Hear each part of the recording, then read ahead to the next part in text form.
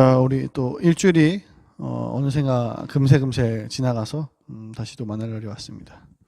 지난주랑 똑같은 옷을 입은 이유는 결혼식에 갔다 와가지고 윤 전사님 결혼식 때문에 아주 지금 현지 시각 거의 7시 너무 졸림. 아무튼 그래도 오늘 우리 말씀을 좀 나눠봐야겠죠. 여러분들이 좀 관심을 갖게 할 수 있는 주제들도 있고 오늘 말씀의 내용도 좀 굉장히 재미있습니다. 근데 오늘 하루아침에 좀 안 끝낼 거고 다음 주에 한 번 더 좀 어차피 우리 나눠서 봐야 되니까는 할 예정이니까요. 아무튼 따라오면 됩니다. 오늘 말씀은 요한복음 2장 23절부터 3장 8절까지 볼게요. 요한복음 2장 23절부터 3장 8절까지. 자, 다 찾았을 거라고 믿고 같이 보겠습니다. 요한복음 2장 23절부터 3장 8절까지. 유월절에 예수께서 예루살렘에 계시니 많은 사람이 그의 행하시는 표적을 보고 그의 이름을 믿었으나 예수는 그의 몸을 그들에게 의탁하지 아니하셨으니 이는 친히 모든 사람을 아심이요 또 사람에 대하여 누구의 증언도 받으실 필요가 없었으니 이는 그가 친히 사람의 속에 있는 것을 아셨음이니라. 그런데 바리새인 중에 니고데모라 하는 사람이 있으니 유대인의 지도자라. 그가 밤에 예수께 와서 이르되 라삐여 우리가 당신은 하나님께로부터 오신 선생인 줄 아나이다. 하나님이 함께 하시지 아니하시면 당신이 행하시는 이 표적을 아무도 할 수 없음이니이다. 예수께서 대답하여 이르시되 진실로 내게 이르노니 사람이 거듭나지 아니하면 하나님 나라를 볼 수 없느니라.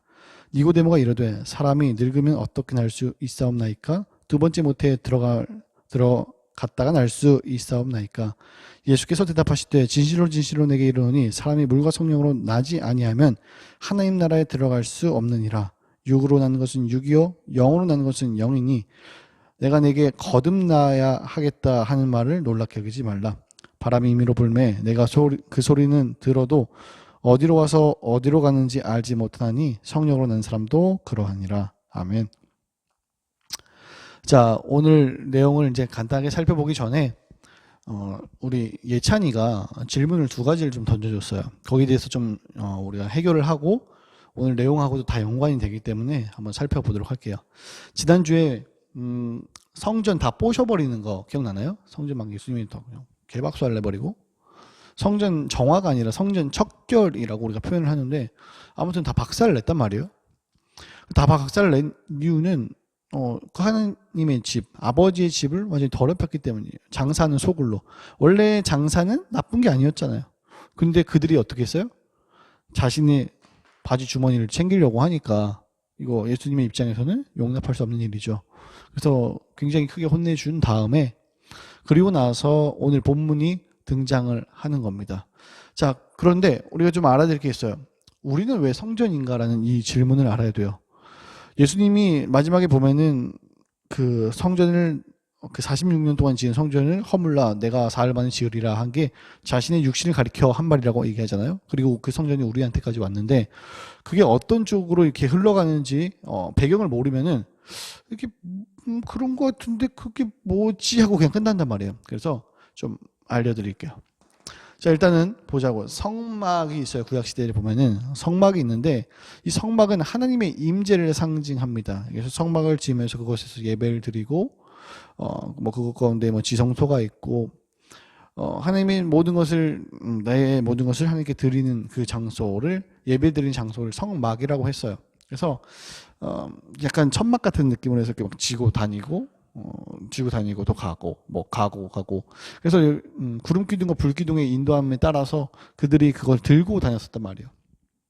그러다가 성전이 이제 솔로몬 시대에 오게 되는데 이제는 이스라엘 그 예루살렘이라는 곳에다가 이제 성전을 지었죠.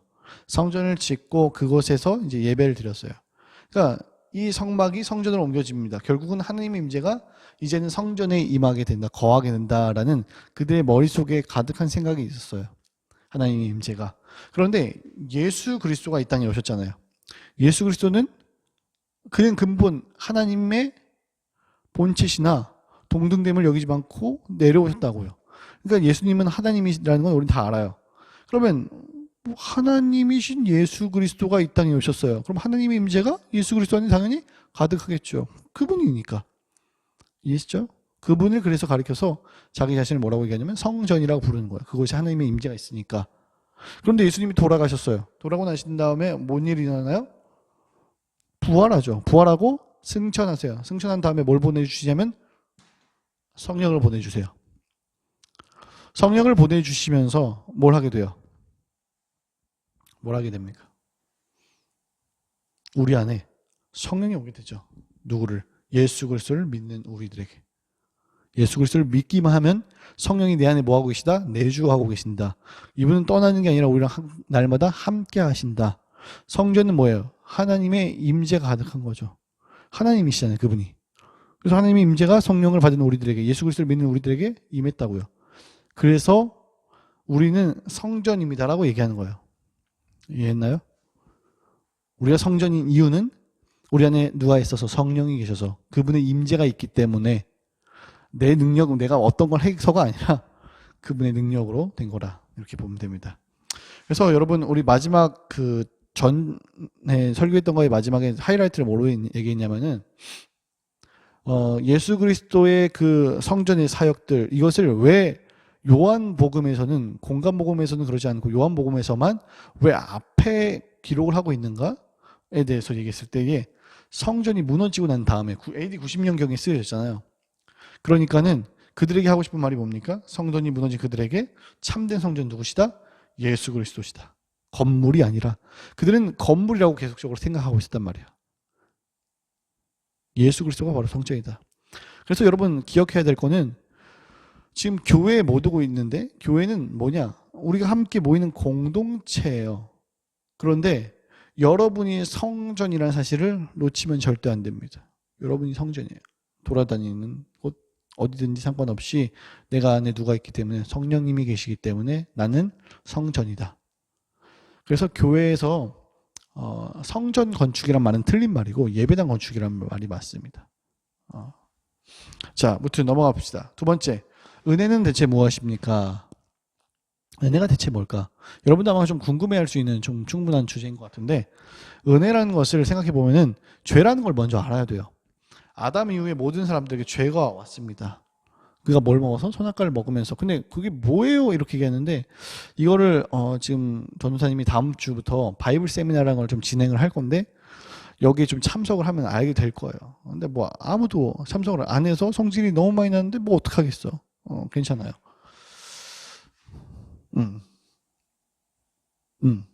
그래서 아무튼 죄라는 걸 우리들이 좀 생각을 해본다면 죄라는 것은 가장 근본적으로 죄의 본질이라는 걸 먼저 알아야 돼. 죄의 본질은 하나님의 주되심에 대한 거부입니다. 하나님이 주인이 아닌 거예요. 하나님이 주님이 아닌 거예요. 하나님이 왕이 아닌 겁니다. 하나님은 모든 만물을 만드신 창조자이잖아요. 그분이 왕이에요. 근데 그걸 거부하는 겁니다. 주님 되심을 거부하는 거예요. 죄라는 것은. 그래서 스스로 하나님이 되고 자기 사랑과 자기 중심성으로 살아가는 거죠. 스스로 내가 하나님인 거. 나만을 사랑하고 나의 중심적으로 모든 것을 해석하려는 이게 바로 죄라는 거예요. 여러분들이 생각할 때 뭐 죄라고 했을 때 뭐 나쁜 짓을 하고 어떤 뭐 거짓말하고 뭐 이런 걸라고 얘기하는데 그거는 죄가 아니라 죄의 결과고 이게 기본적인 가장 죄라는 건 이런 겁니다. 죄의 본질은 하나님에 대한 거부가 있었기 때문에 그런 일들이 발생하는 거예요.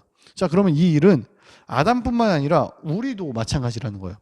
우리 자꾸 원죄 얘기해서 내가 그런 거 저지른 적도 없는데 나하고 뭔 상관이 이러는데 응 아니야. 내가 이런 짓을 저지른단 말이에요. 여러분이 하나님이잖아요. 다른 사람 판단하고 분별하고 난 저렇진 않아. 하나님인 거. 스스로 하나님. 내 중심적으로 뭐든지 다 생각하고 해석하려고 하고 다른 사람 관심 없고 관심 있는 척 하는 거지.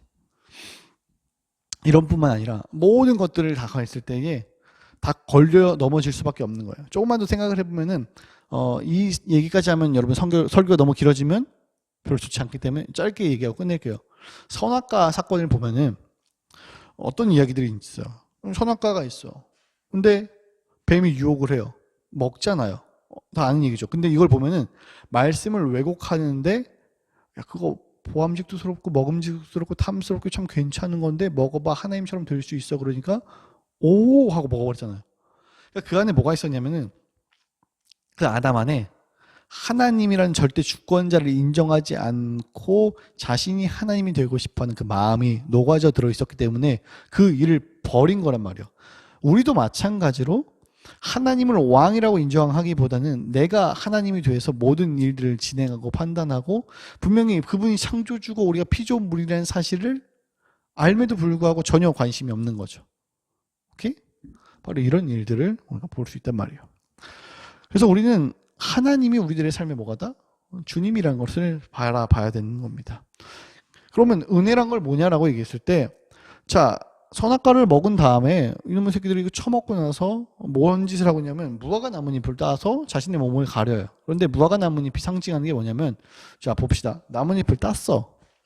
그럼 이 나뭇잎은 살까요? 죽을까요? 죽겠지. 그렇죠? 그래서 여기서 얘기하는 거는 자신의 그런 수치, 자신의 부끄러움을 다른 이의 생명을 취해서 자신의 것을 가리려고 해요. 근데 이 나뭇잎 영원하니? 영원하지 않잖아요. 다 썩어 문드러질 거예요, 결국은. 그래서 하나님은 그들에게 가죽 옷을 입혀서 그들의 옷을 만들어줍니다. 가죽으로 옷을 만들어서. 가죽을 만들려면 뭘 해야 돼요? 동물을 죽여야 될 거 아니에요. 동물 죽이면 뭐가 나와? 피가 나오지. 그래서 그 피를 가지고 나중에 보면은 예수 그리스도의 보혈에 대한 이야기를 상징성으로 보여주는 겁니다. 그래서 말하고 싶은 바는 뭐냐면 죽어야 될 죄인, 스스로 하나님이 되고 자기 사랑과 자기 중심성을 가지고 하나님이 주인인 것을 거부하고 살아갔던 우리들에게도 하나님은 그것으로 끝이 아니라 그들을 뭐 하셨다? 품으시고 그들을 안아주셨다. 죄인된 그들을 내두지 않고 오히려 품에 안으시고 사랑하셨다. 이게 바로 은혜라는 거예요. 그래서 모든 것이 은혜입니다. 결국은 그분은 십자가에서 자신의 목숨을 내어주시고 죄된 우리와 그래서 하나님과의 단절된 그 관계를 깨시고 이제는 그 단절된 관계를 깨서 화목하게 하셨잖아요. 그분이 단번에 화목 제물이 되셨다고. 그래서 나는 잘난 것이 아무것도 없는데 그분께서 자신의 그 모든 것을 감당하시면서 그 십자가의 사랑으로 우리를 건져내셨다. 이게 바로 은혜라고 얘기하는 거죠. 그래서 여러분들이 모든 것을 살아가는 그것이 다 은혜인 거예요. 한순간 한순간이.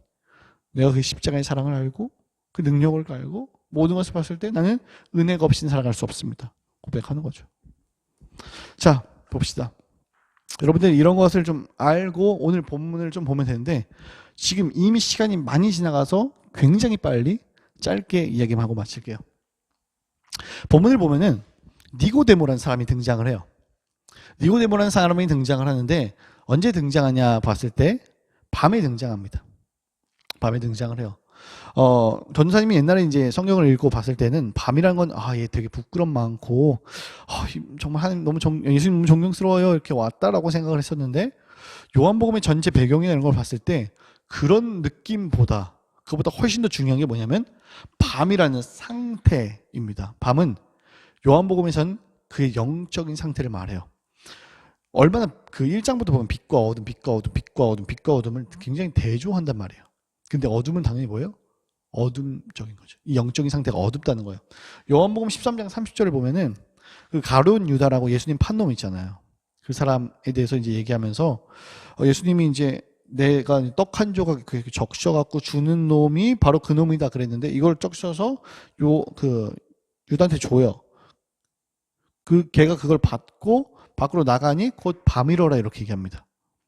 그러니까 상태를 말하는 거예요. 이 밤이란 얘기는.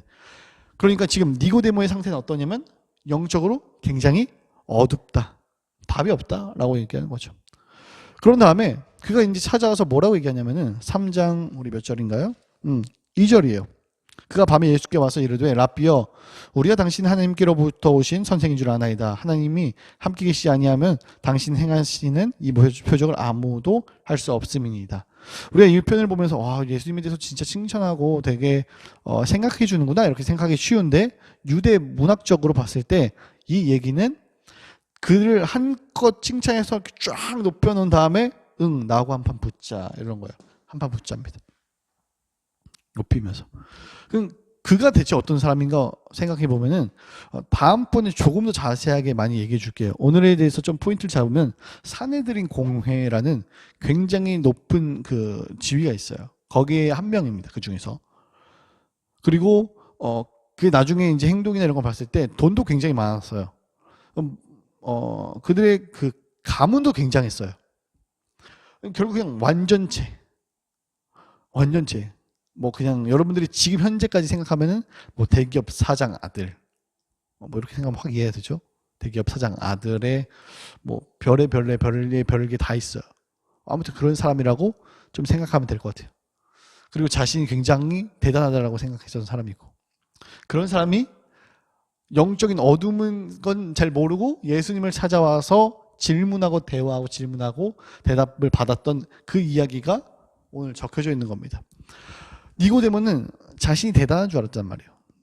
뭐 돈도 많았었고 가정도 굉장했고 뭐 꿀릴 게 없어. 대단한 줄 알았어.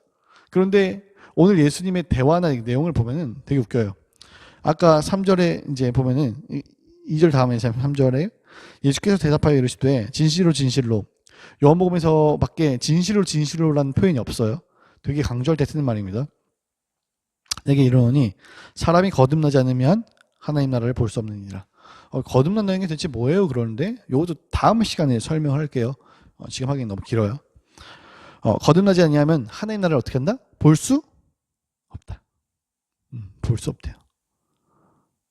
그러니까는 자신의 그 존재적인 변화가 일어나지 않는다면 일어날 수 없다라는 건데, 결국은 4절을 보면 또 니고데모가 늙으면 어떻게 날 수 있습니까? 두 번째 모태에 들어갔다 날 수 있습니까? 라는 굉장히 뚱딴지 같은 질문을 합니다.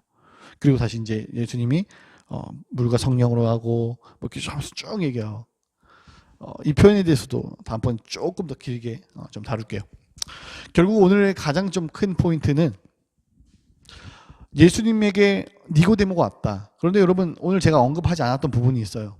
바로 2장 앞에 있는 23절부터의 쭉 내용입니다. 23절부터 쭉 보면은 표적을 보고 예수님을 믿었었던 사람들이 나옵니다. 그런데 예수님은 그것에 대해서 전혀 믿지 않았다, 의탁하지 않았단 말이 그런 거예요. 나는 그것을 믿을 수 없었다. 그런 어떤 눈에 보이는, 그러니까 표적인데 여기는 이적입니다. 이적을 보고 했었던 그 일들을 보고 믿는 너희를 믿지 않는다라는 표현입니다.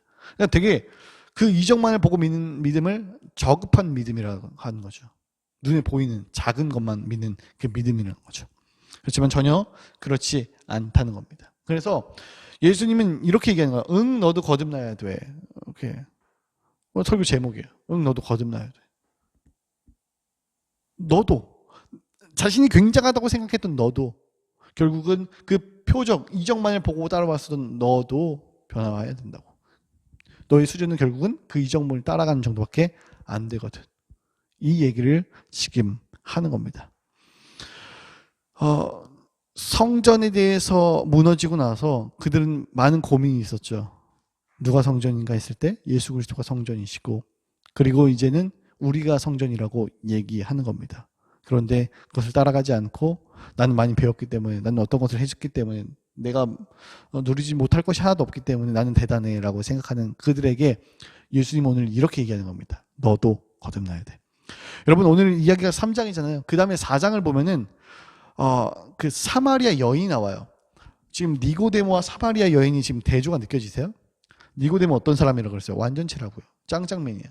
근데 이 4장에 나와 있는 사마리아 여인은 지금으로 따지면 뭐라 그래, 거지라고 보면 될 거예요. 아무것도 아닌, 굉장히 무시당하고 개취급당하고 이랬던 사람이니까. 근데 이런 사람에게도 뭐가 필요하면 예수가 필요하다는 거예요. 4장에 가면 3장에 있는 니고데모한테도 예수 그리스도가 필요하다고 얘기하고 4장에 있는 그 여인한테도 예수 그리스도가 필요하다는 거예요. 그러니까 빈부 귀천 어떤 사람은 상관없이 예수 그리스도가 필요하다는 이야기를 던져줍니다. 거듭나야 된다. 변화돼야 된다. 그 십자가의 사랑을 깨달아야 된다. 그 은혜를 알아야 된다. 어떤 사람도 상관없는 거예요. 여러분, 그래서 기억하십시오. 이 복음이라는 것은, 말씀, 이 하나님의 말씀이라는 것은 필요하지 않을 수 없습니다. 그런데 이것을 내가 믿는다고 어떤 것을 받는 게 아니라 이미 최고의 복을 받았어요. 누구? 예수 그리스도라는 복을 받았어요. 그러니 이걸 바꿀 수 없습니다. 여러분 기억하세요. 지금 여러분들이 공부를 잘하든지 공부를 못하든지 어떤 환경에 있든지 우리 가정이 돈이 많든지 돈이 없든지 그딴 거 중요한 거 아니에요. 그런 거 중요한 거 아니에요.